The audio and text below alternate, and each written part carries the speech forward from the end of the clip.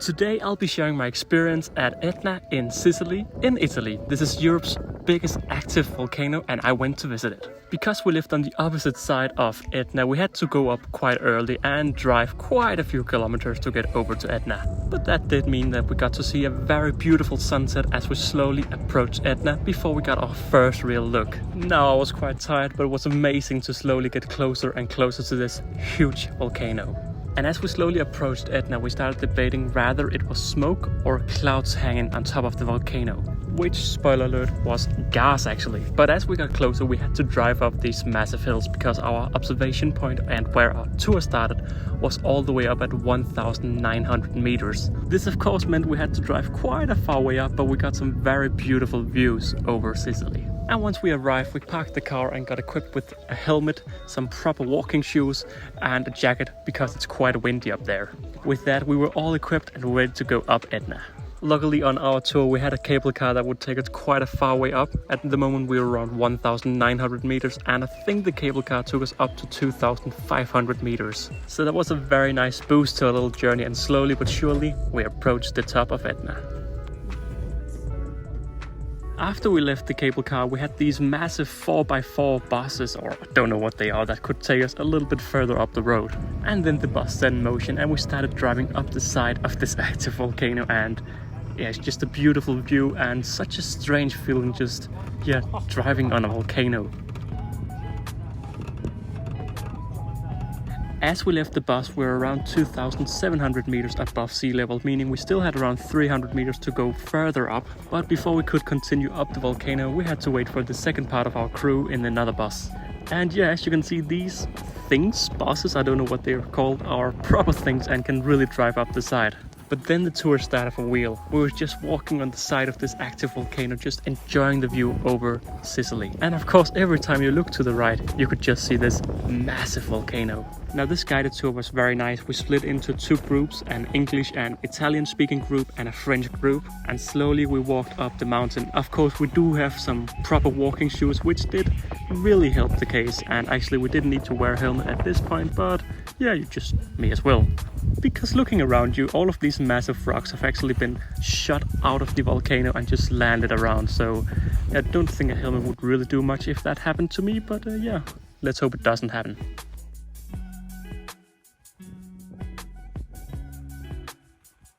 Now as we walked around, we took a few breaks here and there to talk about what we were actually looking at, but it was definitely important to look down when you were walking because there were a lot of these rocks all over the place that could seriously injure you if you were just stumbling around on top of all of them. And as we walked around, we started to see this really weird river of rocks. And this river of rocks was actually lava from the May eruption. Meaning all of these rocks were actually molten lava that had dried up only 1 month ago, which was insane to think about. Now one of the coolest things we saw was this almost cave-like environment. Here was a little passage where lava had been flowing through at 2 meters per second, which was actually very bad because there was walls on each side, meaning the lava didn't cool down, meaning it was suddenly flowing very fast and not even cooling down.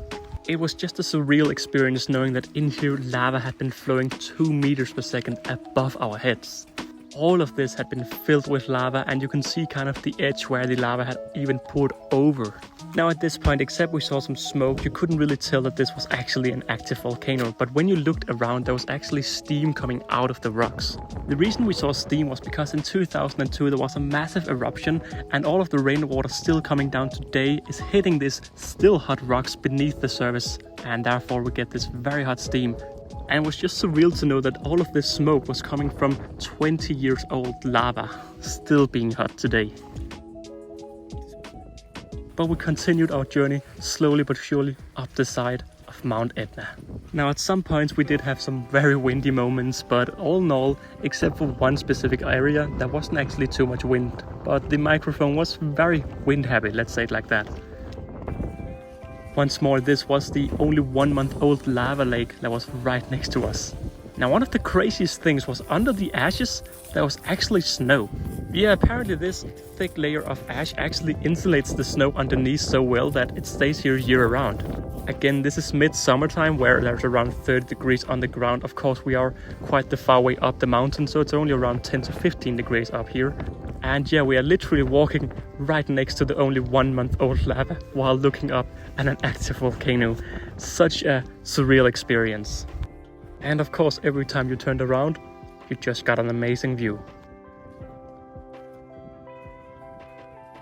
So I can't say this enough, our guide Miguel was just amazing. He suddenly said, you know what, let's go out on the 1-month-old magma and just walk on it.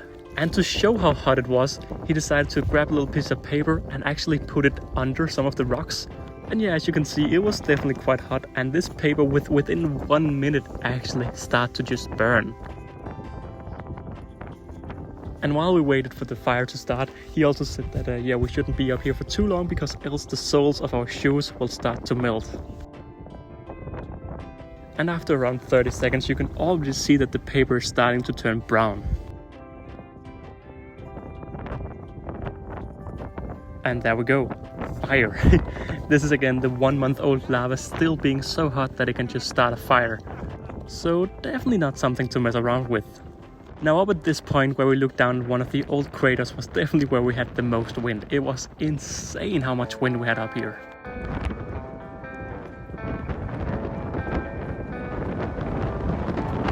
But slowly but surely we walked closer and closer to the volcano. And you can really start to feel how the lava had just been flowing down the side and just falling down towards the city.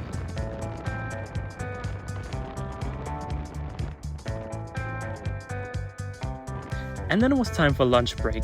So due to Etna being an active volcano, we actually weren't allowed to go up there because it would be way too hot and way too dangerous as far as I could understand. So casually we just sat down and had some lunch only around 300 meters away from the top of Etna. And again, our guide Miguel was just so passionate. Apparently he was up here 6 guides a week and only 1 day of rest, and he would just tell that he loved being up here, and he even said that hopefully there'll come some eruptions so we can see some amazing things, and yeah, he really made the trip so much better. I should also say that when you're up here you actually have to be with a guide. You can't get beyond the cable car without a guide, which there was a lot of people who actually didn't follow, but that's how it is.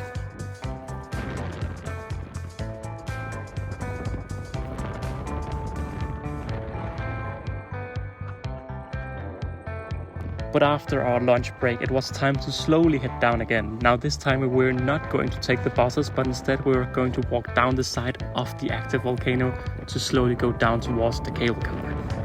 Once again, you could really start to see how massive this lava lake had been back when it was flowing only 1 month ago. It's completely insane to think how nature just does all of this, and you can even see where the magma stream stops. Now up until this point we had been very lucky without any real clouds, but slowly but surely we got some clouds saying hello.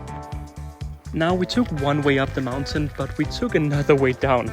We were told to take very careful steps all the way down, and we were going to have a breakdown at the bottom, but I said challenge accepted, let's almost run down. And as I thought that, I started falling quite a few times, so instead I just took these very big fast steps, and it was just so weird just sliding down through the rubbles of ashes. And as I slowly but surely approached the bottom, I realized that once more we were inside a cloud. I also had a time to empty my shoe of different ashes, and then I realized that holy smokes, I'd been fast and the others had not been fast because they were still slowly but surely making their way down the side. Now I think we'd walked down around 200 meters, and as you can see, some of the people are struggling quite a bit. And I fell on my bum a few times as well, but it wasn't too big of a deal, it was just slowly going down. And every time we thought the tour was going to end, there was just a new crater to look at. Now some of these old craters were just beautiful on a whole other level. Look at the weird stone on this, it's just such a beautiful environment. And then we went and saw one of the most beautiful and epic sights.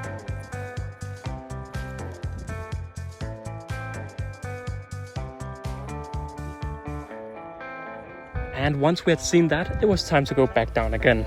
Now the guided tour in total took around 5.5 hours of pure walking and half an hour of break, and of course the occasional break to explain what we were looking at. But we started down here and we took a cable car up to this point 2500, where we took the bus on this windy road up to around this 2,750. The bus and walked up the side, and this is where it gets a little bit hard to know where we actually were, because of course this drawing is old, but every time you get an eruption you don't really know what's happening, and all of this is actually a little bit outdated.